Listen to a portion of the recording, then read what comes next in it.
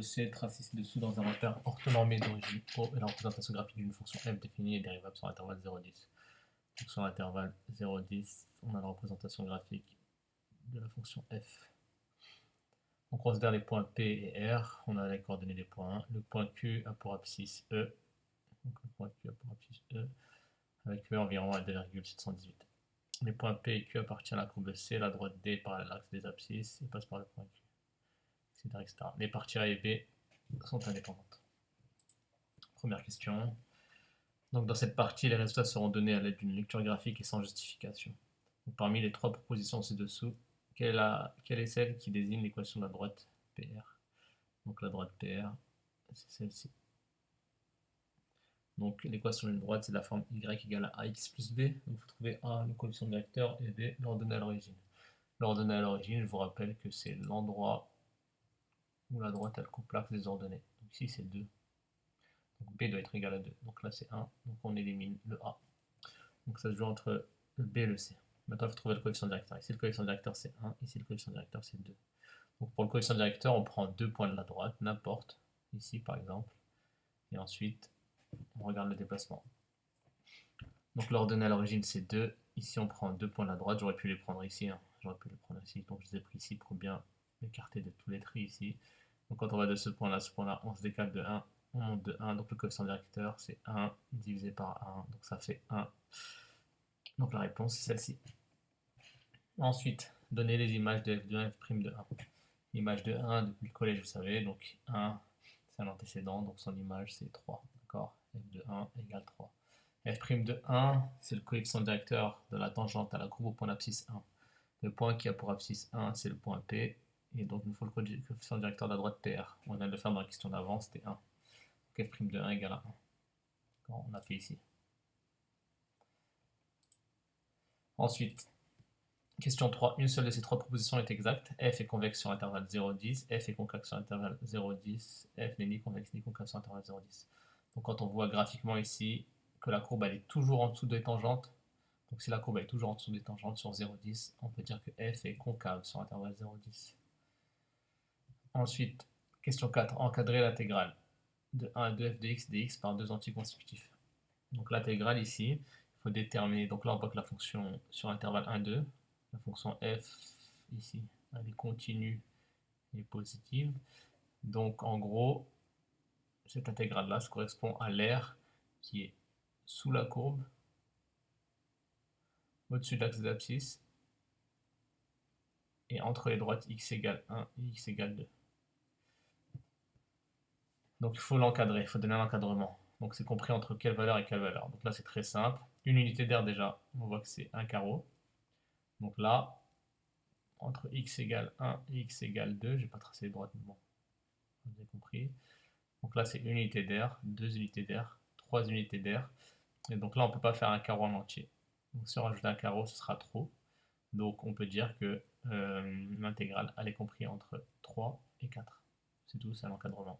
Donc c'est très simple. Partie B. La courbe C, la représentation graphique de la fonction f est définie sur l'intervalle 0,10 par f de x égale à moins x ln de x plus 2x plus 1. Donc en fait, vous avez plein d'informations sur la courbe. D'accord. Donc si vous étudiez les variations, vous voyez qu'on doit trouver croissante, décroissante. Donc calculer f' de x. Donc là, on voit que c'est de la forme. Tout ça, c'est u plus v plus w. Donc en gros, il faut dériver ça, ça et ça. Mais là, le problème, c'est qu'on a un produit. Donc je vous ai déjà expliqué, si vous ne voulez pas faire ça directement en posant, vous posez une nouvelle expression, g de x, h de x, c'est ce que vous voulez. Donc je vais le faire. On pose g de x égale à moins x ln de x. Comme ça, on aura la dérivée de moins x ln de x. Ensuite, la dérivée de 2x, c'est 2. La dérivée de 1, c'est 0. Donc il faut qu'on fasse la dérivée de ça. Donc la fonction g, elle est de la forme u fois v, avec u de x, c'est moins x. V de x, c'est ln de x. La dérivée de moins x, c'est moins 1. La dérivée de ln de x, c'est 1 sur x. Or, la dérivée de u fois v, c'est u'v plus uv'. Donc ça fait moins 1 fois ln de x plus moins x fois 1 sur x. Moins 1 fois ln de x fait moins ln de x. Moins x fois 1 sur x, donc c'est moins x fois 1. Et moins x fois 1, ça fait moins x. Et moins x sur x, en fait, ça fait moins 1. Donc on peut simplifier par x. Donc c'est moins 1. Et donc là, en gros, vous avez vu, là, il n'y a pas de parenthèse. Là, j'ai rajouté des parenthèses pour pas qu'il y ait d'ambiguïté. Donc le moins 1, il fait pas partie du ln. Donc là, je vais le mettre devant, comme ça, vous voyez bien. Moins 1, moins ln de x. J'aurais pu enlever les parenthèses ici. Voilà, donc là, on a g' de x. C'est pas ça qu'on cherche, c'est f' de x. Donc maintenant, nous, on a la dérivée de moins x ln de x. La dérivée de moins x ln de x, c'est moins 1 moins ln de x. Donc maintenant, f' de x, donc la dérivée de moins x ln de x, c'est moins 1 moins ln de x. La dérivée de 2x, c'est 2. La dérivée de 1, on n'écrit pas, c'est 0. Donc maintenant, on peut réduire. Moins 1 plus 2, ça fait 1. Donc la dérivée, c'est 1 moins ln de x, c'est la réponse. Ensuite, démontrer que la fonction f admet un maximum sur l'intervalle 0,10. Donc si la fonction f admet un maximum, ça veut dire qu'en gros, il faut étudier les variations. Et il faut trouver croissante, décroissante. Donc on va étudier les variations de la fonction f. Donc il faut étudier le signe de la dérivée. Donc ici, la dérivée, il y a du ln de x, donc c'est pas l'expression d'une fonction affine, c'est pas l'expression d'un trinôme du second degré, donc on va résoudre une inéquation. Donc on résout f' de x supérieur ou égal à 0.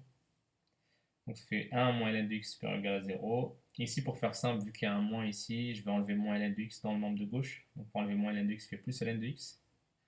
Dans le membre de gauche, donc il n'y a plus rien. Et à droite, 0 plus ln de x fait ln de x. Donc là, j'ai ajouté en fait. Quand j'ajoute, l'ordre ne change pas. Ensuite, maintenant, il faut isoler le x. Donc pour isoler le x, il va falloir appliquer la fonction exponentielle au membre de droite et au membre de gauche. Donc je l'applique au membre de gauche, ça fait e de 1, et je l'applique au membre de droite, ça fait e de ln de x. L'ordre ne change pas. Pourquoi l'ordre ne change pas? Parce que la fonction exponentielle, elle est strictement croissante sur l'intervalle 0,10, d'ailleurs sur R. Voilà, et donc e de 1, bah, ça fait e, moi je l'ai écrit e de 1 ici, et e de ln de x, donc la fonction exponentielle, la fonction logarithme, n'est pas rien, c'est la fonction réciproque, donc c'est ln x. Voilà, par convention, l'inconnu on la met à gauche, donc ça fait x inférieur ou égal à e. Voilà, donc ça veut dire que 1 moins ln de x est positive quand x est plus petit que e. Maintenant on peut faire notre tableau. Donc quand on fait le tableau, donc l'intervalle c'est 0,10, là c'est 0 vert, donc ça veut dire que c'est valeur interdite, et c'est logique parce que ln de 0 ça n'existe pas. Voilà, donc de 0 à 10, E, on marque signe de f' de x dans la première ligne, variation de f dans la deuxième. Voilà, ensuite ici, pour connaître le signe, ben, il faut regarder l'inéquation qu'on a résolue. Donc là, regardez, j'ai laissé en vert. Donc 1 moins ln de x, c'est f' de x, est positif quand x est plus petit que e. Donc c'est ici qu'il faut mettre plus. Voilà. Ensuite ici, forcément, on va mettre moins. Et donc les variations, croissantes, décroissantes. Voilà, on a répondu à la question B. La fonction f est strictement croissante sur 0e, puis strictement décroissante sur e10, donc f admet un maximum en x égale e. Donc là, on voit bien qu'il y a un maximum. Question C, calcule la valeur exacte du maximum. Donc il faut calculer f de e. F de e, on remplace x par e dans cette expression-là. Donc ça fait moins e ln de e plus 2 fois e plus 1. ln de e, vous allez savoir que ça fait 1. Donc moins e fois 1, ça fait moins e. 2 fois e, ça fait 2e. Donc moins e plus 2e, ça fait un seul e. Donc ça fait e plus 1, donc c'est la valeur exacte. Voilà. Et donc après, on peut placer dans le tableau. Donc ça fait e plus 1. Et il faut savoir que e, c'est environ 2,7. 2,7 plus 1, ça fait 3,7. Et regardez, quand on revient sur la représentation graphique qu'on avait ici, le maximum, c'est à peu près 3,7. Voilà, donc c'est bon, c'est pas trompé. On peut voir si les résultats sont cohérents ou pas. Ensuite, question suivante. Montrer que la courbe C est entièrement située en dessous de chacune de ses tangentes sur l'intervalle 0,10. Ça veut dire quoi ça? Ça veut dire qu'il faut montrer que la fonction f, elle est concave. C'est ça qu'il faut dire. Donc pour montrer que la fonction f, elle est concave, il faut étudier le signe de la dérivée seconde. Donc on sait que f' de x est égal à 1 moins ln de x. Donc il faut dériver de nouveau cette expression-là. La dérivée de 1, c'est 0. La dérivée de ln de x, c'est 1 sur x. Donc, mais là, on faut multiplier par moins 1, donc ça fait moins 1 sur x. Voilà, c'est très simple. Et sur l'intervalle 0,10, x, il est positif. Donc si x il est positif, ça veut dire que moins 1 sur x il est négatif. Moins 1 divisé par un nombre qui est compris dans cet intervalle-là sera un nombre négatif. Donc pour tout x appartenant à l'intervalle 0,10, f' de x est strictement négatif. Donc il n'y a pas besoin de faire de tableau. Par conséquent, la fonction f est concave sur l'intervalle 0,10 parce que la dérivée seconde est strictement négative. Et donc la courbe C est entièrement située, donc j'oublie entièrement mais ça revient à la même chose, est située en dessous de chacune des tangentes sur l'intervalle 0,10. Voilà. Question 3. On admet, donc il n'y a rien à calculer, on admet que la fonction grand F définie par cette expression-là est une primitive de la fonction petit f sur intervalle 0,10. Calculer la valeur exacte de cette intégrale-là. Et vous avez vu dans la question, dans cette question-là, on avait trouvé 3, 4. D'accord, graphiquement. Donc là, on va le faire par calcul, on va trouver la valeur exacte. Et je vais vous donner une valeur approchée après. Donc, il faut calculer l'intégrale. Donc, pour calculer cette intégrale-là, donc il faut calculer grand F de 2 moins grand F de 1. Ça, vous devez le savoir, on l'a déjà vu dans les exercices précédents, dans la leçon. Donc, c'est pour ça que c'est important de voir la leçon. Donc, c'est très simple, il faut calculer l'image de 2 par la fonction grand F et l'image de 1 par la fonction grand F. C'est tout. Donc, ça donne ça. Il faut remplacer x par 2 dans cette expression-là et x par 1 ensuite. Voilà, j'ai mis de la couleur pour que vous voyez bien. Donc, ça donne ça, ça donne ça. Ensuite, ici, 2 au carré, ça fait 4. D'accord, donc ça fera moins 4. Moins 4 divisé par 2, ça fait moins 2. Ça fait moins 2 ln de 2. Ici, 2 fois 2, ça fait 4. Donc on peut simplifier par 4 ici. 4 et 4, je peux multiplier. Donc ça fait 5. Et 2 moins 7, ça fait moins 5. Ensuite, ln de 1, ça fait 0. Donc 0 fois tout ça, ça fait 0.